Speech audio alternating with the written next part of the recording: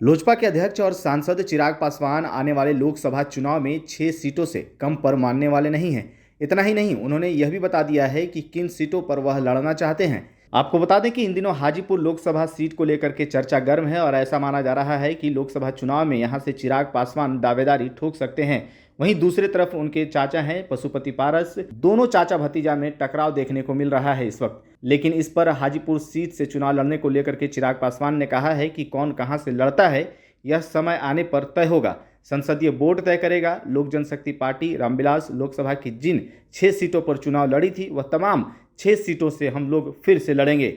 युवा अवस्था में आए हैं, बुजुर्ग होकर जाएंगे, क्या हाजीपुर से चुनाव नहीं लड़ेंगे? आपने क्या संकेत देने की कोशिश की है जमुई में? भाई अगर आप मेरा पूरा स्टेटमेंट अगर आप सुनेंगे तो उसमें मैंने कहने से पहले ठीक उससे एक लाइन पहले मैंने ये कहा था कि कौन कहां से चुनाव लड़ता है नहीं लड़ता है ये समय आने वाला तय करेगा। और समय तय करेगा मतलब गठबंधन के भीतर तय होगा, पार्टी तय करेगी। एक बात तो पूरी तरीके से तय है। अगर आप इसका कोई दूसरा तात्पर्य निकाल रहे हैं तो मैं पुनः इसको ब्लैक एंड वाइट लाइनों में मैं बता देता हूं कि लोक जनशक्ति पार्टी रामविलास लोकसभा की 6 सीटें जो हम लोगों ने लड़ी थी वो तमाम 6 सीटें हम लोग लड़ेंगे, जिसमें हाजीपुर भी है, जिसमें जमुई भी है। बट कौन सा प्रत्याशी कहां से चुनाव लड़ेगा ये पार्टी का संसदीय बोर्ड सही समय पर तय करेगा। हाजीपुर से कौन चुनाव लड़ा, जमुई से कौन चुनाव लड़ा। और जहां तक आपने बात की मेरे उस बयान की, भाई हाजीपुर से मेरा पिछले 8-9 सालों से नाता रहा है और जमुई से मेरा पिछले 8-9 सालों से नाता रहा है। हाजीपुर से मेरा संबंध बचपन से रहा है। जहां एक तरफ मैं पुत्र की भूमिका में हूं, अपने नेता के जाने के बाद उनके अधूरे कार्यों को पूरा करना मेरी जिम्मेदारी बनती है, वहीं मेरी कर्म भूमि जमुई रहा है।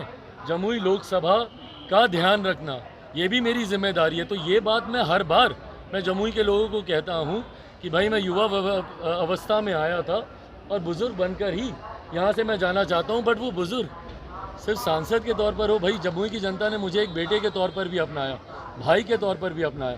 तो ये राजनीतिक दृष्टि से दिया हुआ ये बयान नहीं था।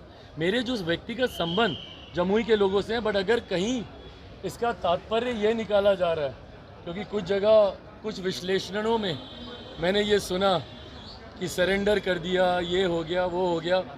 भाई मैं इन बातों को विवादित नहीं करना चाहता, क्योंकि गठबंधन के भीतर वाली बातें हैं और गठबंधन में तय होने के बाद सही समय पर इसको सार्वजनिक किया जाएगा।